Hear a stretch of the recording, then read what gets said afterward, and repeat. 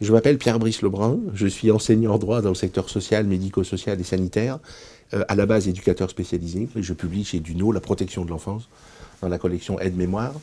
C'est un ouvrage que j'ai voulu pratique, parce que trop souvent on aborde la protection de l'enfance à travers les textes de loi, sans expliquer concrètement comment on peut utiliser les différents outils que la loi met à la disposition des professionnels.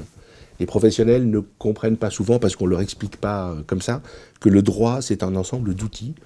C'est un peu une trousse à outils, comme un artisan, et que chaque outil permet, quand il est bien utilisé, d'améliorer ou de régler une situation.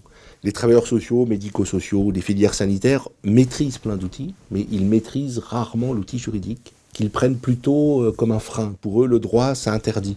Alors qu'en fait, le droit, il interdit rien, il permet tout, et c'est ce que j'essaie de leur expliquer dans mon ouvrage. Et très souvent, quand on parle de la protection de l'enfance, on parle du dispositif français de protection de l'enfance. Donc on détaille toutes les lois, les unes après les autres, 2007, 2016, etc. Et on oublie de le resituer dans le droit, on va dire, plus général.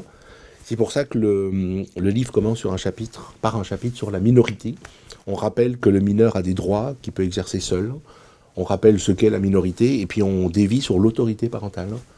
Parce que très souvent, quand les livres abordent la protection de l'enfance, ils oublient que les premiers protecteurs des enfants, c'est les parents, titulaires de l'autorité parentale et de son exercice.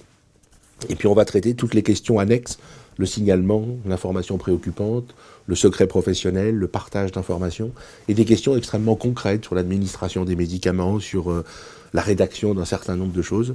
Je ne conçois le droit que comme une somme d'outils concrets que chacun doit pouvoir utiliser dans sa vie privée et dans sa vie professionnelle, déjà pour défendre ses propres droits, et encore plus quand il encadre un public vulnérable, pour défendre les droits et accompagner au mieux les personnes qui l'encadrent, qui l'accompagnent. Voilà, donner les bons conseils, avoir les bons réflexes et avoir les bons outils.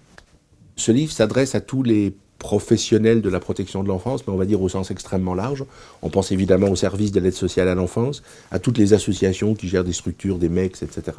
Mais plus généralement à tous les professionnels qui encadrent les mineurs, les enseignants, les animateurs, les différents services municipaux ou départementaux de prévention, d'animation, à tous les professionnels de la famille qui se retrouvent confrontés à des violences intrafamiliales ou qui essayent de comprendre comment fonctionne une famille à travers, par exemple, l'autorité parentale.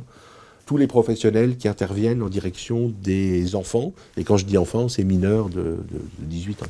C'est aussi un outil essentiel pour les étudiants qui préparent des diplômes d'État, éducateurs spécialisés évidemment, assistants de service social, mais aussi le nouveau diplôme d'État d'assistant familial, et éventuellement certaines professions soignantes, je pense aux infirmières, je pense aux médecins, je pense aux services de PMI, soit qui sont déjà en activité, soit qui sont en formation.